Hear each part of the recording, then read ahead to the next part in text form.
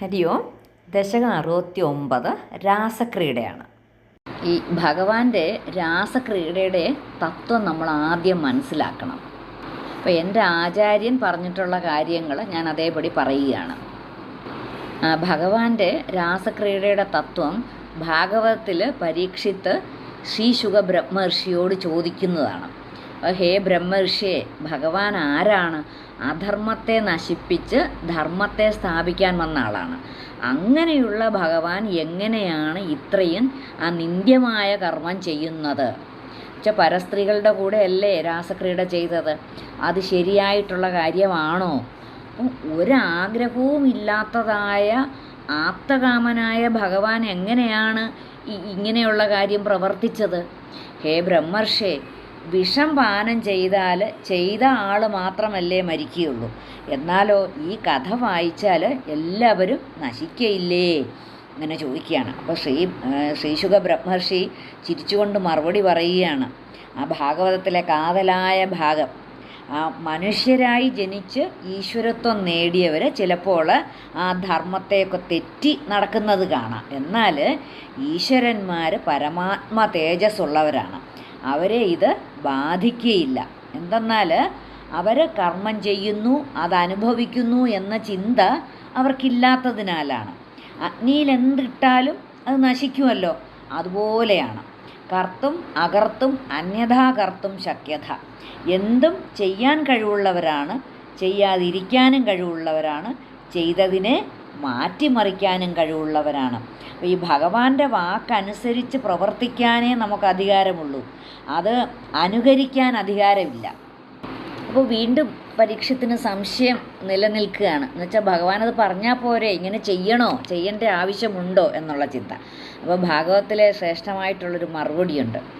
അനുഗ്രഹായ ഭൂതാനാം മാനുഷം ദേഹമാസ്ഥിതഃ. നമ്മളൊക്കെ മനുഷ്യ ശരീരത്തിലിരിക്കുന്നവരാണ്. അപ്പോൾ അങ്ങനെയുള്ള നമ്മളെ അനുഗ്രഹിക്കാൻ വേണ്ടിയാണ് ഭഗവാൻ ഇത് ചെയ്തത്. എന്താണ് ആ അനുഗ്രഹം? ഭജതേ താദൃശീ ക്രീഡ യാശ്രിത്വാ തത്പരോ ഭവേത്. ഭഗവാനെക്കുറിച്ചുള്ള ചിന്ത നമുക്ക് എപ്പോഴും നിലനിൽക്കണം. അതിനു വേണ്ടിയാണ് ചെയ്തത്. അപ്പോൾ സാധാരണ ആൾക്കാരെ സംബന്ധിച്ച് സ്ത്രീ പുരുഷ ബന്ധത്തിൽ താല്പര്യമുള്ളവരാണ് കൂടുതൽ പേരും. അപ്പോൾ ആ സ്ത്രീ പുരുഷ ബന്ധത്തിലൂടെ തന്നെ അവരെ കൊണ്ടുവന്ന് അവരെ ഭാഗവതത്തിലേക്ക് ആകർഷിച്ച് അവരെ ആ തന്നിലേക്ക് ഭഗവാനിലേക്ക് അടുപ്പിക്കണം. അപ്പോൾ ഈ ഭാഗം വരുമ്പോൾ പല ആചാര്യന്മാരും പറയുന്ന ഒരു കഥയുണ്ടെന്ന് എൻ്റെ ആചാര്യനും പറഞ്ഞിട്ടുണ്ട്.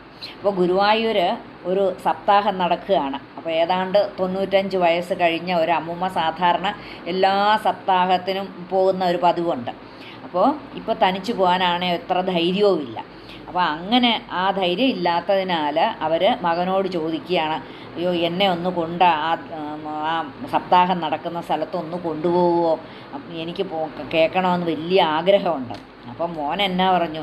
ദേഷ്യപ്പെട്ടു, മിണ്ടാണ്ട് അവിടെ കാണും ഇരിക്കുക കളവി, മിണ്ടാണ്ടിരുന്നോണോ അവിടെ, ഇനിയിപ്പോൾ സപ്താഹം ഒന്നും കേട്ടിട്ട് വലിയ കാര്യമൊന്നുമില്ല, വയസ്സ് 95ആയി.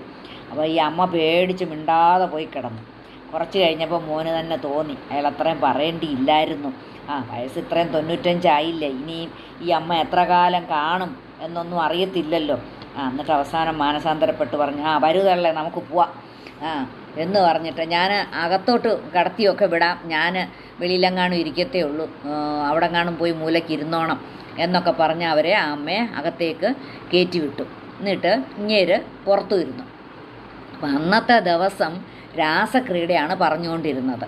അപ്പോൾ ഈ മൈക്കിൽ കൂടിയല്ലേ പറയുന്നത്. അപ്പോൾ മൈക്കിൽ കൂടെ പറഞ്ഞ കാരണം അയാൾ ഇതെല്ലാം കേട്ടു, ആചാര്യൻ പറയുന്നതെല്ലാം കേട്ടു. അപ്പോൾ കേട്ടപ്പോൾ അയാൾക്ക് തോന്നി, കൊള്ളാമല്ലോ, ഇതാണോ കൃഷ്ണൻ? അമ്മ കാണാതെ അകത്ത് കയറി അമ്മയുടെ പുറകിൽ പോയി ഇരുന്ന് കഥ മുഴുവൻ കേട്ടു. അപ്പോൾ അടുത്ത ദിവസമായപ്പോൾ അമ്മയോട് ചോദിച്ചു, അമ്മേ സപ്താഹത്തിന് പോകണ്ടേ നമുക്ക് എന്ന് പറഞ്ഞും കൊണ്ട് അമ്മ വിചാരിച്ചു, കൊള്ളാമല്ലോ മോന് കൊണ്ടുപോകുന്നുണ്ടല്ലോ എന്ന് വിചാരിച്ച് അമ്മയും കൂട്ടിയിട്ട് അയാളും കൂടെ പോയി സപ്താഹം മുഴുവൻ കേട്ടു. അപ്പോൾ ആ സ്ത്രീ പുരുഷ ബന്ധത്തിലൂടെ അയാളെ ഭാഗവതത്തിലേക്ക് കൊണ്ടുവന്നു. അതാണ് പറയുന്നത് അനുഗ്രഹായ ഭൂതാന ഭജതേ താദൃശാ ക്രീഡ. യാതൊരു ക്രീഡയിലാണോ താല്പര്യമുള്ളത്, യാശ്രിത്വാ തത്പരോ ഭവേത്, അത് കേട്ടിട്ട് ഭഗവാനിലേക്ക് വന്നു ചേരുന്നു. അപ്പോൾ ശൃംഗാരരസത്തിൽ താല്പര്യമുള്ളവരാണ് അധികം പേരും. അപ്പം അതിലൂടെ ആ ഭഗവത് ഭജനത്തിലേക്ക് കൊണ്ടുവരികയാണ്. അതാണ് ഭാഗവതം, അതുതന്നെയാണ് നാരായണീയം. അപ്പോൾ ഭഗവാൻ തൻ്റെ ആ ശക്തിയായ യോഗമായയെ ആശ്രയിച്ചിട്ടാണ് രമിച്ചത്. മായ, ആ മായ എന്നാൽ ഇല്ലാത്തത്. യാ മാ സാ മായ, യാതൊന്നാണോ ഇല്ലാത്തത് അതാണ് മായ. ഉണ്ടെന്ന് തോന്നിയതാണ്. ഇതൊന്നും, ഈ സംഭവങ്ങളൊന്നും നടന്നിട്ടില്ല. ആ സ്വപ്നം കാണുമ്പോൾ അതിൽ സുഖാനുഭവങ്ങളും ദുഃഖാനുഭവങ്ങളും ഉണ്ട്. ആ സമയത്ത് അത് സത്യമായിട്ട് തോന്നുന്നു. ഉണരുമ്പോഴോ ഒന്നുമില്ല. അപ്പം ജാഗ്രത് സ്വപ്ന സുഷുപ്തി ആകുന്ന 3 അവസ്ഥകളിലൂടെ മാത്രമേ നമ്മൾ പോകുന്നുള്ളൂ. അപ്പോൾ 4ാമത്തെ അവസ്ഥയായ തുര്യാവസ്ഥയിലേക്ക് നമ്മൾ കടക്കുന്നില്ല. അപ്പോൾ കടക്കുമ്പോൾ മനസ്സിലാകും ഇത് ഒന്നുമില്ല, ഉള്ളത് ബ്രഹ്മം മാത്രം, അപ്പോൾ ഭഗവാൻ മാത്രം എന്നുള്ള കാര്യം അപ്പോഴാണ് മനസ്സിലാക്കുന്നത്. ബാക്കിയെല്ലാം മായയാണ്. ആരാണ് രാസക്രീഡ പറയുന്നത്? ശ്രീ ശുകബ്രഹ്മർഷി. വസ്ത്രം പോലും ഉടുക്കാത്ത ആളാണ്. അത്രത്തോളം ആ ശരീരത്തെക്കുറിച്ച് ബോധമില്ലാത്ത ആളാണ് ശ്രീ ശുകബ്രഹ്മർഷി. അപ്പോൾ ആത്മസ്വരൂപിയായിരിക്കുന്ന ആളാണ്. അപ്പോൾ പരീക്ഷിത്തിനോട് പറയുന്നത്. അപ്പോൾ അടുത്ത ദിവസം മരണം കാത്തിരിക്കുന്ന ആളാണ് പരീക്ഷിത്ത്. അപ്പോൾ അങ്ങനൊരു വ്യക്തിയോടാണ് ഈ കഥ പറഞ്ഞു കേൾപ്പിക്കുന്നത്, ഭാഗവത കഥ പറഞ്ഞു കേൾപ്പിക്കുന്നത്. ഈ കൃഷ്ണനോ 110 കോടി കൃഷ്ണന്മാരാണ് 110 കോടി ഗോപികളോടും രമിച്ചത്. അപ്പം അതിനകത്ത് മനസ്സിലാക്കാനുള്ളത് രേതസ് സ്കലിക്കുക എന്നുള്ളതൊന്ന് ഉണ്ടായിട്ടേയില്ല. രേതസ് തന്നിൽ തന്നെ പിടിച്ചു നിർത്തിയിട്ടാണ് ഭഗവാന് അവരെ ആനന്ദിപ്പിച്ചത്. എല്ലാ ഗോപന്മാർക്കും അവരുടെ ഭാര്യമാരടുത്ത് തന്നെ ഉണ്ടെന്ന് തോന്നുന്നുണ്ടായിരുന്നു, അവരുടെ അടുത്ത് തന്നെ ഉണ്ടായിരുന്നു എന്ന് തോന്നി. അപ്പോൾ ആ കൃഷ്ണൻ്റെ അടുത്ത് വന്നിരിക്കുന്നത് ആരാണ്? ആ സൂക്ഷ്മശരീരികളാണ് വന്നിരിക്കുന്നത്. അപ്പോൾ അത് ചിന്ത മാത്രമാണ്. അപ്പോൾ ആർക്ക് വേണമെങ്കിലും ആ ഭഗവാനുമായിട്ട് രാസക്രീഡ നടത്താം എന്നാണ് ആചാര്യന്മാർ പറയുന്നത്. ഈ രാസക്രീഡ ജീവാത്മാ പരമാത്മാ ഐക്യമാണ്. അപ്പോൾ നമ്മളെല്ലാവരും ജീവാത്മാവ്, കൃഷ്ണൻ പരമാത്മാവ്. ആ ജീവാത്മാവും പരമാത്മാവും ഒന്നിച്ചു ചേരുന്നു.